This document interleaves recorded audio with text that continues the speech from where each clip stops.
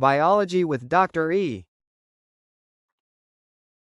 Our next topic of discussion is how cell adhesion molecules and membrane receptors allow the cell to interact with its environment.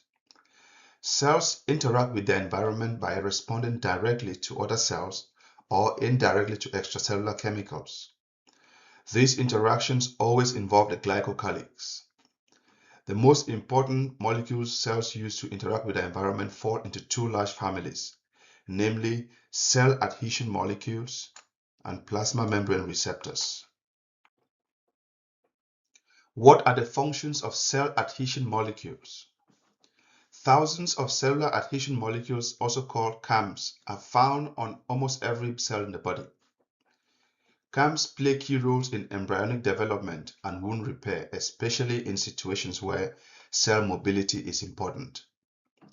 They also have a role in immunity. CAMs are sticky glycoproteins and perform the following functions. They anchor cells to extracellular matrix or to each other. They assist in movement of cells past one another. CAMs also attract white blood cells to injured or infected areas. CAMs stimulate synthesis or degradation of adhesive membrane proteins, such as tight junctions. They also transmit intracellular signals to direct cell migration, proliferation, and specialization. What roles do receptors play on the cell membrane? Membrane receptors are integral proteins that serve as binding sites for several chemical signals. Some function in contact signaling, while others function in chemical signaling. In contact signaling, cells touch and recognize each other by each cell's unique surface receptors. It is particularly important in normal development and immunity. Some bacteria and other infectious agents use contact signaling to identify their preferred target tissues. In chemical signaling, a ligand or chemical messenger binds to a specific receptor and initiates a response.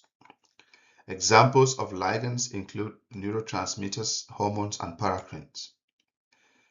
Different cells respond differently to the same ligand.